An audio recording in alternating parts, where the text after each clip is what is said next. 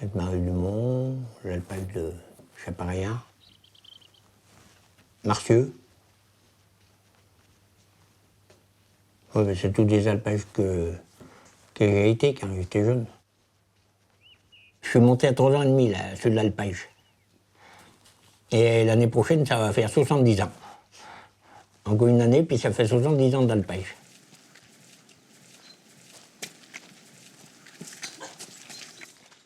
Bon, j'étais éleveur en viande, quoi.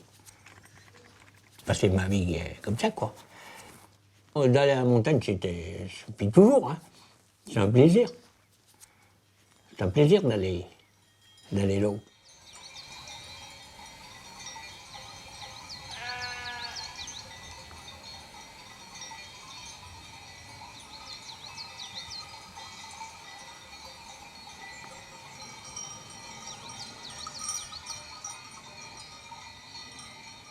Ça fait plus de 35 ans qu'on met des bêtes ici. Bon, quand on s'occupe de l'alpage, on est un peu chez nous. On n'est pas chez nous, non. Mais bon, on se sent quand même bien, ouais, bien ancré sur l'alpage quand même. Alors c'est vrai que aujourd'hui, quand on voit la réserve, faut imaginer que les paysages qu'on voit aujourd'hui, c'est pas des paysages qui sont naturels entre guillemets en fait. C'est tous des paysages qui sont hérités de la main de l'homme.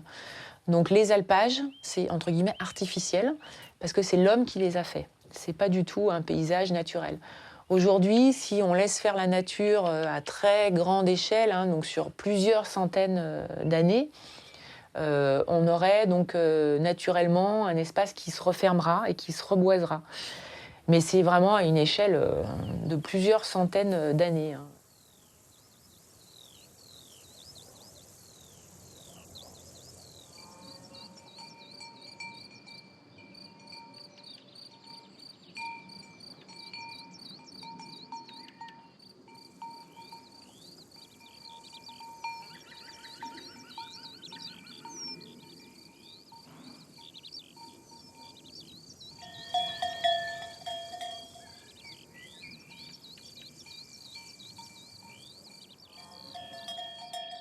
Où ça m'a fait bizarre, c'est quand les randonneurs sont venus, tu dis, mais ça, c'est pas que je suis contre les randonneurs, hein, mais il y a des jours, tu dis, c'est qu'il y en a, hein. Surtout là, maintenant dans la réserve, tu dis, oula. Bon, bah, cette randonnée, c'est ma randonnée préférée en Chartreuse, donc je viens chercher la beauté. C'est des points de vue, c'est des paysages, c'est des panoramas, d'arriver là, de dire waouh, là c'est trop beau quoi. Le Mont Blanc, là, qu'on voit dès qu'on arrive dans la prairie. Il y a notamment quelques falaises qui sont vraiment très très intéressantes. Le fait que ce soit une boucle, qu'on passe par la grotte. Et donc il y a des voies de niveau très élevé, vraiment majeur quoi. Donc la beauté avant tout, et puis un peu le côté sportif aussi. Et tout ça à une demi-heure de Chambéry. On peut pas rêver mieux. C'est vrai qu'on a un débordement de touristes. Bon, oui. Il y a un peu des soucis sur les alpages aussi, tout le long, hein, toute la Chartreuse. C'est un petit massif, il y a beaucoup de monde. On est près des villes, il y a beaucoup de monde qui monte. Hein. Il y a des alpages, comme le Côte du Coq, qu'on se connaît très bien, des éleveurs. Samedi et le dimanche, ils contiennent les moutons de 9h le matin jusqu'à 5h le soir. Hein. Ils sont obligés de les enfermer. Là, je vous avoue que oui, moi je me sens absolument ici chez moi. La nature, elle appartient d'abord à la société, à la terre, la nature elle-même, à l'univers. Bah, à nous tous. Ça appartient à personne. À nous tous. Moi, ce jour-là, je ne suis pas fâché, mais à 9h le matin, le soleil, il y a longtemps qu'il brillait. J'ai dit, maintenant, vous déménagez, vous pliez bagages, hein, parce que c'est l'heure, le bivouac est terminé. Hein. Voilà la réponse que j'ai eue. T'as pas des parcs pour garder tes bêtes en bas? De leur dire, elles ont rien à foutre là. J'ai mis le poing dans la poche, il m'a pas répondu, je suis parti. Mais il y a des moments, ça... On sait que très tôt, à partir des Gallo-Romains, certainement, c'est eux qui ont mis en place ce système de délimitation des espaces exploités par les bergers dans leur estive, dans leur transhumance. Parce que forcément, chaque propriétaire essayait de grignoter un peu le territoire du voisin. C'est humain, ça.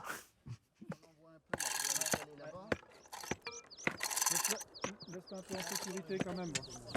Ah,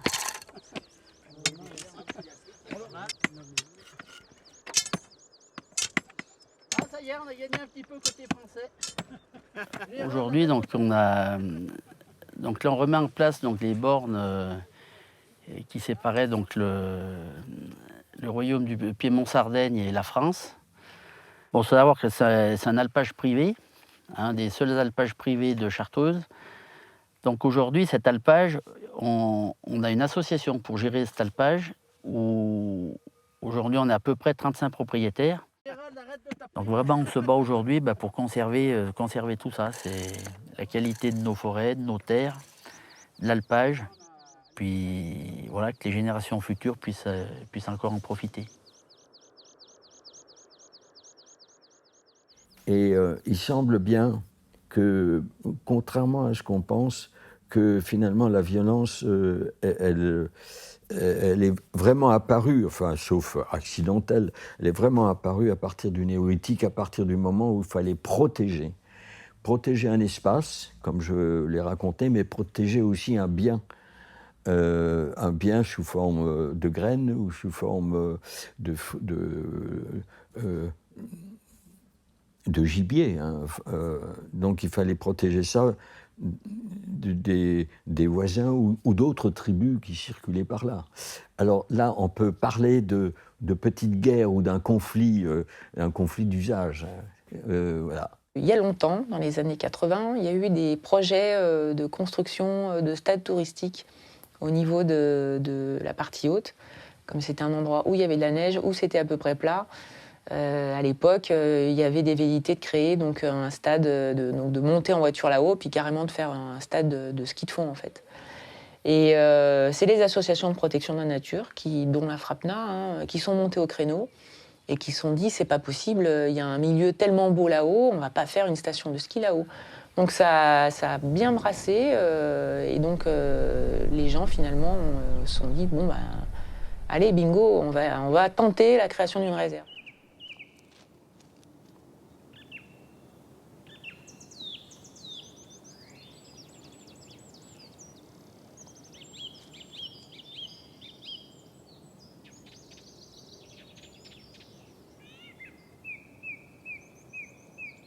Alors le milieu, il y a une première fragilité, c'est au niveau de l'entrée de gouffre. On peut avoir des espèces un peu particulières. On a notamment la Cystoptéris des montagnes. C'est une petite fougère qui est très rare à l'échelle européenne, qui ici trouve un milieu très favorable puisque c'est une fougère protégée nationale et qui a une exigence en termes de milieu très particulière. Elle a besoin d'énormément de frais, comme la plupart des fougères, et vraiment beaucoup d'humidité, de l'humidité permanente. Il y a une infinité d'espèces et de milieux. Donc, notre métier, c'est vraiment d'essayer de comprendre la logique du site et puis de le transmettre le mieux possible pour que les gens apprennent à l'aimer. Et puis, quand il y a des débordements, essayer de sensibiliser, de trouver des solutions par la concertation ou parfois par la réglementation quand c'est nécessaire. Si c'est un site qui est classé en réserve naturelle, c'est qu'il y a une énorme diversité en fait. Mais il y a quand même quelques espèces, on va dire, qui sont patrimoniales, qu'on va appeler patrimoniales parce que les gens les connaissent, elles sont un peu symboliques. Parfois, ça va être des espèces qu'on dit parapluies, c'est-à-dire qu'on sait que quand elles sont là, le reste de l'habitat va bien et qu'il y a d'autres espèces qui existent derrière. C'est notamment le cas du tétralyre qu'on va souvent citer. Après, dans les espèces emblématiques, on a toutes les espèces de montagne un peu classiques, le chamois, le bouquetin qui a été réintroduit en 2010-2011, dont on a beaucoup parlé dans ces années-là, du coup.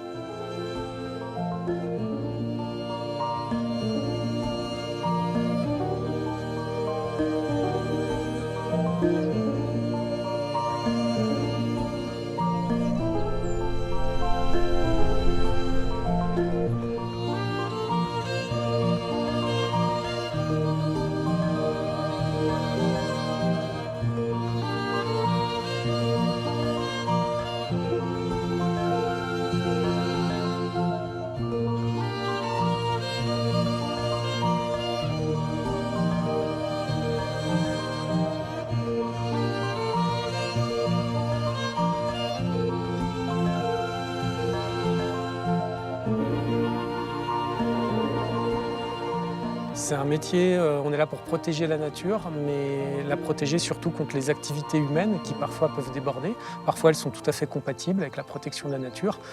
Donc on est vraiment des médiateurs, on va dire, entre la nature, et c'est pas facile, parce que la nature, on prétend pas la connaître mieux que les autres. On essaye de la connaître, mais c'est des sites très complexes.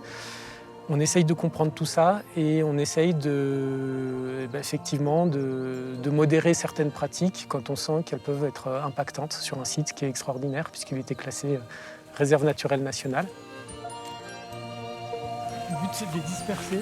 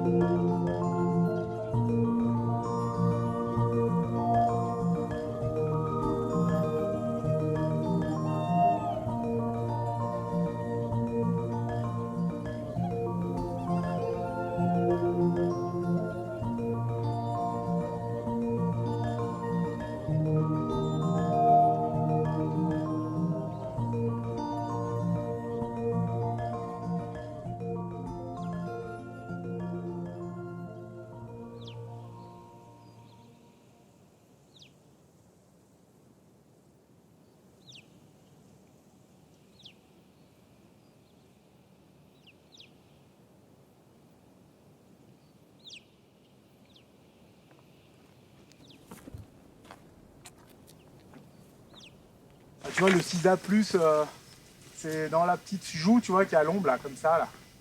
Tu vois, sous les toits, là.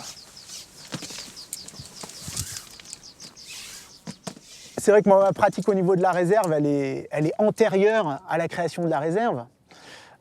Donc c'est vrai que moi, je me rappelle, j'ai été à l'initiative de la prise de contact avec les conservateurs de la réserve.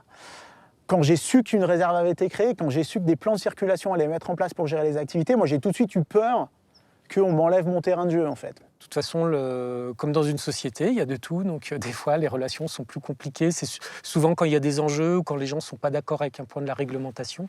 Les chiens par exemple, des fois il y a des discussions un peu plus vives, mais voilà, tout le monde n'est pas obligé non plus d'être d'accord avec le concept de réserve naturelle. Les réserves naturelles, c'est un choix qui est fait à un moment donné par la société, après enquête publique, etc. Mais on ne pourra jamais convaincre tout le monde, même si nous, on est convaincus que c'est un outil qui est important et intéressant pour faire vivre et protéger le patrimoine naturel sur le long terme. La réserve ne nous appartient pas, on est là pour transmettre, mais après, on ne peut pas convaincre tout le monde non plus.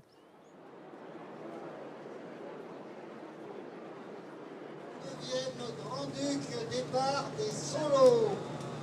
3, 2, 1, partez!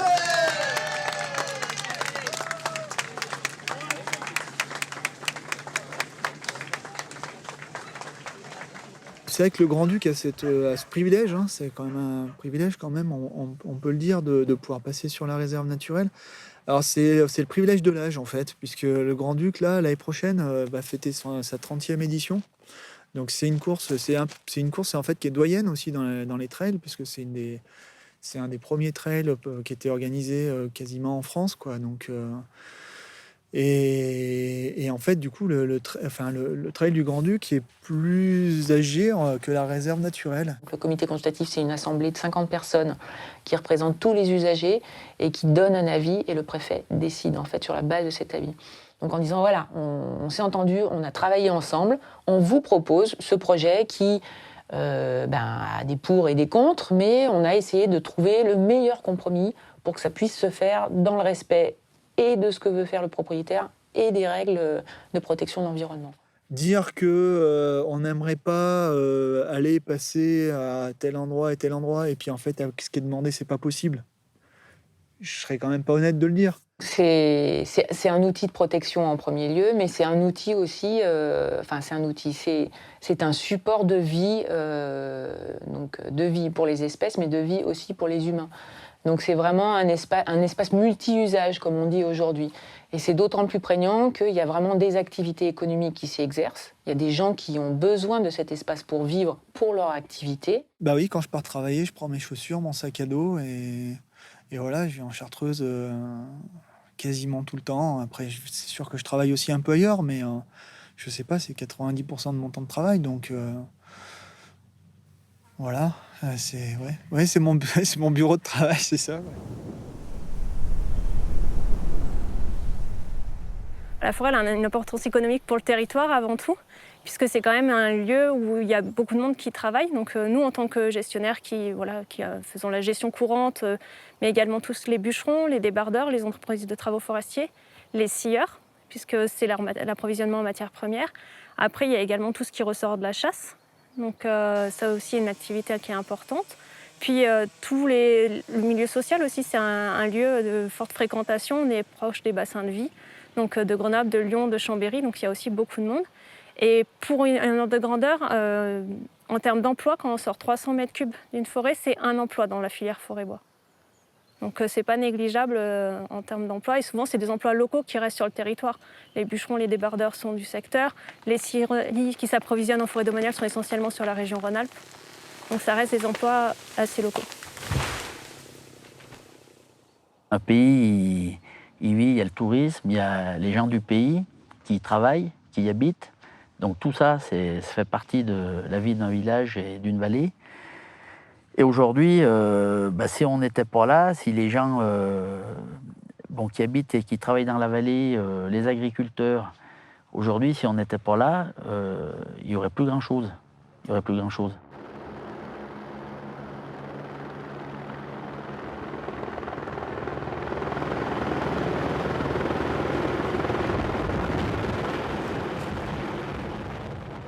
Moi, je pense qu'une piste est nécessaire. C'est une des seules montagnes, on va dire, de toute notre région, Savoie, Haute-Savoie, Isère et Hautes-Alpes, qui n'a pas de piste. Oui, c'est un alpage est assez difficile d'accès. Difficile, oui, c'est pas motorisé, c'est pas... Bon, il y a 1 heure de marche, là, depuis le côté Entremont, là. Voilà, parce que c'est escarpé. L'an passé, on a frisé 2 accidents, 2 bêtes s'étaient renversées pour monter, elles avaient beaucoup de mal à monter. Moi, une qui est partie en marche arrière, on a eu la peur de notre vie. Ça a renversé un gars qui nous donnait la main. Et là, c'était bien le moment de faire quelque chose, hein, parce que ça allait être plus possible.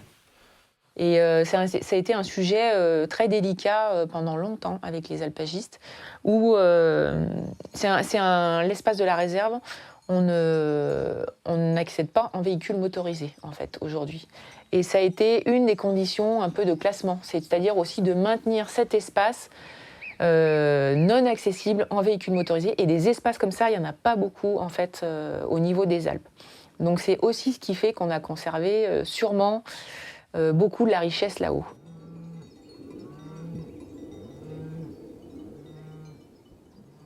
Moi, je veux bien qu'on garde des milieux naturels, j'en suis le premier intéressé, mais je veux pas que ça devienne une réserve d'une réserve et que ça devienne un endroit qui soit un sanctuaire où, au bout d'un moment, tout va disparaître. Il y a une bête qui meurt sur l'alpage, il faut qu'on fasse voler l'hélico.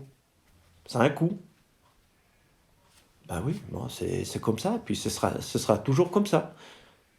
C'est vrai que quand c'est mécanisable, c'est mieux. On dérange personne, ça coûte moins cher. Quand on tire un sanglier de 100 kilos, s'il faut le transporter à dos, c'est pratiquement impossible.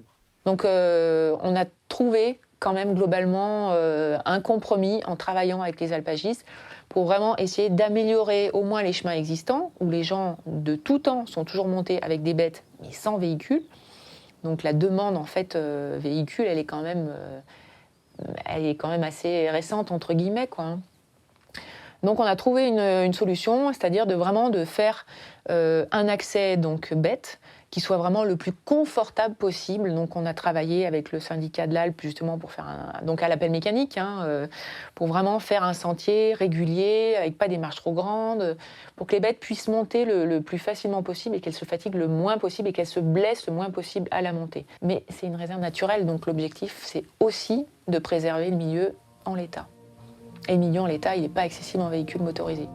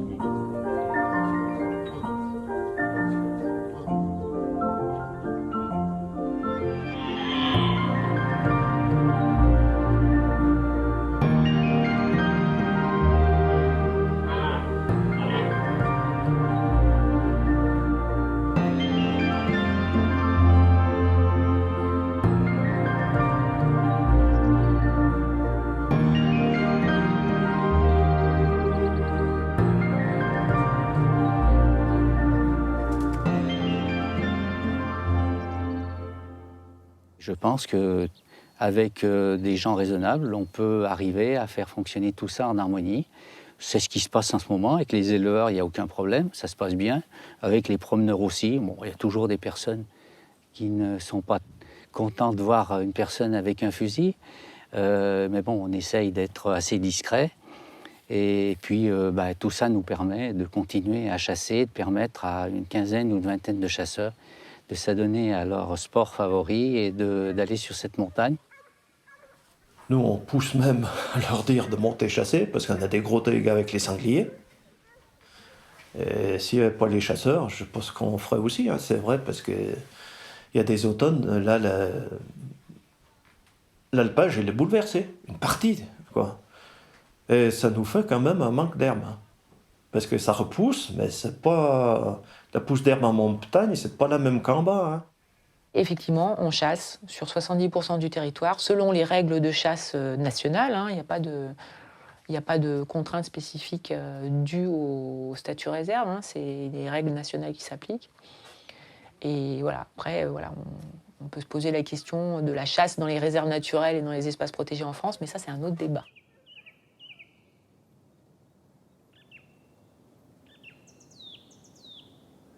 Les grimpeurs, ils ont un peu du mal à voir quels sont les impacts potentiellement négatifs sur l'environnement qu'a l'escalade. Quand on lance des débats en fait, là-dessus au sein de la communauté, tout de suite, ce qui sort, c'est « mais oui, mais les chasseurs, ils sont bien plus méchants avec la nature. Ah, mais regarde, EDF, ils ont fait des travaux pharaoniques dans la vallée de la Romanche. Ah, ben là, ils font une autoroute. Nous on fait rien. En équipant 3 bouts de cailloux, en grattant 4 mousses et en arrachant 3 touffes d'herbe, on ne fait rien du tout à l'échelle de tout ce que les multinationales font de mal à l'environnement. Ah, tout compromis, forcément, amène à des frustrations. Hein. Mais bon, l'homme est là, donc on ne va pas l'enlever. La nature vit très bien sans l'homme, hein, mais l'homme est là et donc il faut faire avec l'homme. Donc on essaye vraiment de trouver au mieux la bonne ligne pour que tout le monde s'y retrouve. Et la nature et l'homme, quoi. Donc dans toutes ces activités. Nous, gestionnaires, on est, pour le compte de l'État, on doit être garant justement de cette ligne, au mieux. au mieux des contraintes d'évolution de la société. On ne sait pas, la pression, on la ressent réellement, puisqu'on voit bien que chaque semaine, on a des sollicitations, des gens ont des projets qui peuvent être tout à fait légitimes, pris individuellement. Nous, après, vraiment, nous, on est confrontés à toujours la problématique entre l'intérêt particulier et l'intérêt général. Nous, notre job, c'est vraiment ça, c'est essayer de trouver la bonne solution au vu de notre connaissance scientifique et des autres enjeux, parce que souvent les autres acteurs, en fait, ils n'ont pas la perception de tout ce qui se passe autour, en fait. Et donc nous, on voit tout, donc il faut qu'on dise ah oui, mais là, si on fait ça, vous allez gêner ces autres acteurs ou vous aurez un impact sur cette petite fleur ou cette espèce, donc il faut arriver à dire bon, alors si on fait ça. Lui, ça va être possible. La petite fleur, on va y arriver parce que c'était l'époque. La faune, ça risque de marcher. Et en même temps, il peut faire son projet. Donc, tout le monde est à peu près content, quoi. C'est ça, la gestion des réserves, en fait. C'est ça. C'est de la gestion de l'humain, en fait, dans beaucoup de réserves. Sauf les réserves qui ne sont pas accessibles. Hein, mais une gestion de réserve, c'est gérer l'humain. Beaucoup, en fait.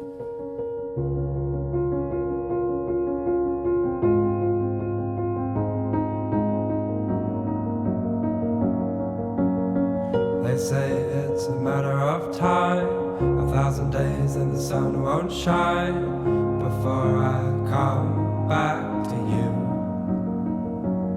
When I'm happy, nothing's going to stop me.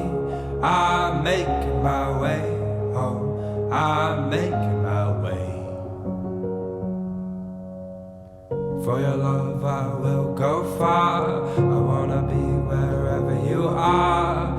I know I'm coming back for you. Our love is a river long, the best ride in a million wrongs. I know I'm coming back to you. And I'm happy, nothing's going to stop me. I'm making my way home, I'm making my way. I go solo, oh I go solo. I'm making my way home, I'm making my way.